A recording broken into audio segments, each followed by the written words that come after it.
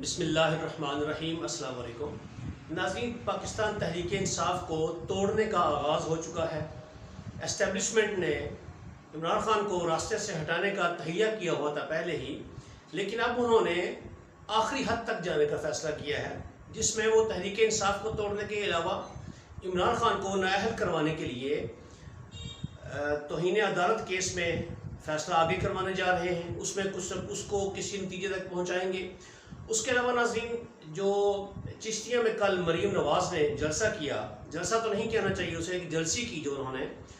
اس میں انہوں نے بہت ساری نازیبا باتیں کہی ہیں عمران خان صاحب کے بارے میں اپنی ویڈیوز دیکھنے کے بعد۔ اس پہ بھی آپ سے بات کریں گے۔ اور تیسری بات، عدالت کے باہر آج جب شہباز شریف کی اسلام آباد ہائی کورٹ میں پیشی ہوئی لاپتہ افراد کے سلسلے میں،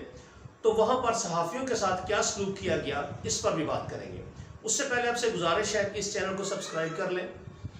اور بیل آئیکن کو بھی پریس کر لیں۔ تو ناظرین، سب سے پہلی بات، تحریک انصاف کو توڑنے کی کوششوں کا آغاز کر دیا گیا ہے۔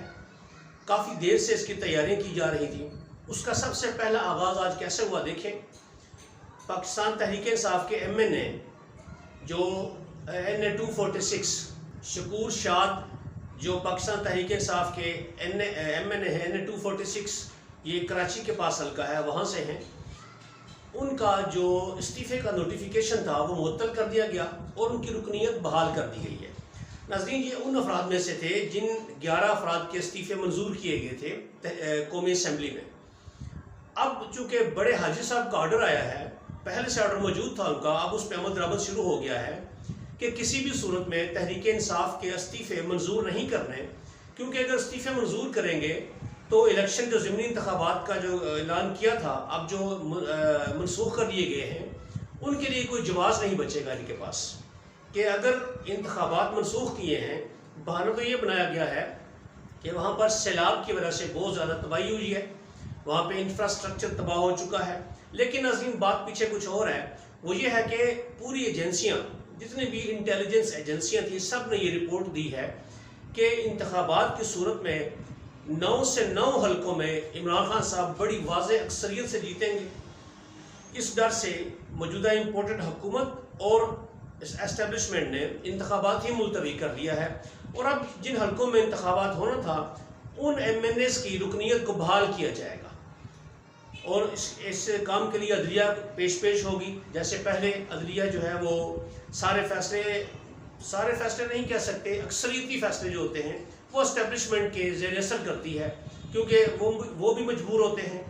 کیونکہ اسٹیبلشمنٹ اتنی پاورفل ہے ہمارے ملک میں کہ وہ آزادی کے ساتھ نہ تو جمہوریت کو رہنے دیتی ہے، نہ عدلیہ کو رہنے دیتی ہے، اور نہ ہی وہ کسی اور ادارے کو کھل کر عدل و انصاف کے ساتھ یا عوام کی بہتری کے لیے کام کرنے دیتی ہے۔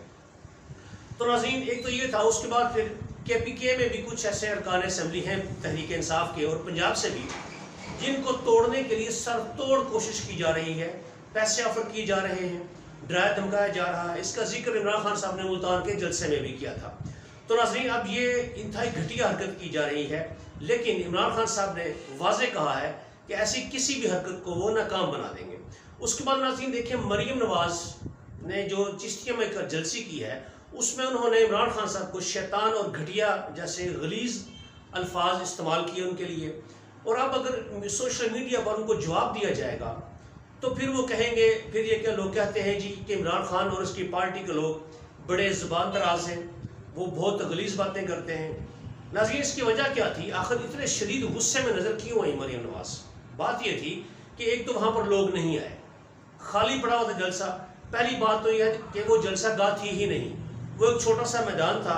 جو وہاں کا ایم این تھا، ان کا امیدوار تھا ایم این اے کا، اسی کے علاقے میں ایک چھوٹی سی گراؤنڈ تھی، وہاں پر جلسہ کیا انہوں نے۔ جلسہ تب ہوتا ہے جہاں پر عمران خان صاحب نے کیا تھا، وہاں پر یہ بھی جلسہ کرتے تو دونوں کو لگ پتہ چلتا کہ دونوں میں سے مقبولیت کس کی زیادہ ہے، عوام میں کس کی پذیرائی ہے۔ بہرحال انہوں نے ایک چھوٹی سی جلسی کی، اس میں انہوں نے کہا کہ عمران خان ہماری ویڈیو دکھا کر، میری اور میرے والد صاحب کی ویڈیو دکھا کر ہمیں ننگا کر رہا ہے۔ ناظرین دیکھیں، اصل میں تکلیف یہاں پہ ہوتی ہے کہ اب جو بیانیہ بنایا ہوا ہے انہوں نے کہ سیاست میں تو ہم عمران خان کو آؤٹ نہیں کر سکتے، الیکشن میں اس کو آؤٹ نہیں کر سکتے، اب ٹیکنیکل بنیادوں پر اس کو آؤٹ کرنے کی یہ کوشش کرتے ہیں، کبھی عدالت سے، کبھی الیکشن کمیشن سے، لیکن جو ہی یہ کسی ایسی کوشش کا آغاز کرتے ہیں ساتھ ہی ان کے اپنی کی ہوئی ویڈیوز سامنے آ جاتی ہیں۔ تو ان کے بیانات عمران خان کے بیانات سے موازنہ کریں تو بہت زیادہ خطرناک ہیں۔ عمران خان صاحب نے تو کچھ بھی نہیں کہا ان کے مقابلے میں، اس لیے اب ان کو چاروں طرف سے عمران خان نے گھیر لیا ہے۔ اب جو بھی یہ بات کرتے ہیں کہ عمران خان نے عدالت کی توہین کی یا فوج کی توہین کی یا فوج کو لڑوانے کی کوشش کی، تو ان کے بیانات عمران خان چلواتے ہیں پوری جلسے میں، ساری عوام دیکھتی ہے، اسٹیبلشمنٹ دیکھتی ہے، حالانکہ پہلے بھی بہت سے لوگ دیکھ چکے ہیں، لیکن جب بات اس طرح کی ہو جائے، جلسوں میں دکھائی جائے، تو پھر بہت کچھ سوچنا پڑتا ہے اسٹیبلشمنٹ کو بھی کہ اگر عمران خان کے خلاف ایکشن لیں گے تو لوگ سوچیں گے بھائی انہوں نے بیانات اس سے زیادہ شدید دیے ہوئے تو ان کے خلاف ایکشن کیوں نہیں لیا جاتا۔ اس وجہ سے اب یہ بالکل کارنر ہو گئے ہیں، اب یہ دیوار سے لگ گئے ہیں، یہ دیوار سے لگانے آئے تھے عمران خان کو اور یہ خود دیوار سے لگ گئے ہیں۔ جیسے میں ناظرین لوگ کیوں نہیں آئے مریم کے؟ اس لیے کہ مہنگائی انہوں نے اس قدر کر دی ہے اور ابھی کرتے ہی جا رہے ہیں۔ یہ تو سوشل میڈیا پر بھی بہت آ رہا ہے، اس کے بعد اب بازار میں جائیں، مارکیٹ میں جائیں، عام لوگوں کا جینا مشکل ہو چکا ہے، اتنی مہنگائی کر دی ہے اور آنے والے دنوں میں شدید مہنگائی ہوگی۔ یہ جب سیلاب کے اثرات جب کہ سیلاب کا پانی ختم ہوگا، اس کے بعد جہاں پر فصلیں تباہ ہوئی ہیں، جہاں پر یہ سبزیاں تباہ ہوئی ہیں، ان جگہوں پہ جب قلت پیدا ہوگی ان چیزوں کی تو مہنگائی مزید بڑھے گی۔ تو ناظرین جلسے میں لوگ کیسے آئیں؟ یہ اب بھی سمجھتے ہیں کہ ہم عوام کو جو مرضی کہیں عوام ہمارے پیچھے آئیں گے، کیونکہ یہ اسی خواب میں رہ رہے ہیں کہ جس خواب میں عمران خان کے آنے سے پہلے یہ لوگ رہتے تھے کہ ہم عوام کو چاہے جو مرضی کریں، عوام کی جتنی مرضی توہین کریں، عوام کو جتنا مرضی ان پہ ظلم کریں، یہ ہمیں ہی ووٹ دیں گے، کیونکہ ان کے پاس اور کوئی چوائس ہی نہیں ہے۔ اس لیے اب ان کو تکلیف بہت زیادہ ہو رہی ہے کہ عوام کیوں نہیں آ رہی، تو عوام کیسے آئے گی؟ آپ نے عوام کا خون چوس لیا ہے تو عوام کیسے آپ کے پیچھے آئے گی؟ تو ایک تو یہ بہت بڑی بات تھی جس کی وجہ سے وہ شدید غصہ میں نظر آئی۔ ناظرین آخر میں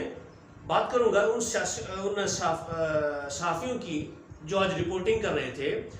اسلام آباد ہائی کورٹ کے باہر جب شہباز شریف لاپتہ افراد کے سلسلے میں پیش ہوئے، تو ناظرین پولیس نے وہاں پر ایک اوصاف ڈیجیٹل کے صحافی تھے، ان پہ گاڑی چڑھا دی، شدید زخمی ہو گئے، ان کو پیمز میں داخل کروایا گیا۔ اسی طرح ایک اور صحافی تھے، ان پر بھی تشدد کیا گیا۔ تو ناظرین اصل میں اب حکومت بالکل پاگل ہو چکی ہے، اور خاص طور پر جو اسلام آباد کی پولیس ہے، کیونکہ یہ امپورٹڈ حکومت کی ابھی جو اس کا حکم چلتا ہے وہ صرف وہ 27 کلومیٹر کا جو ایریا ہے اسلام آباد کا، اس کے اندر چلتا ہے۔ تو وہاں پر جو اسلام آباد کی پولیس ہے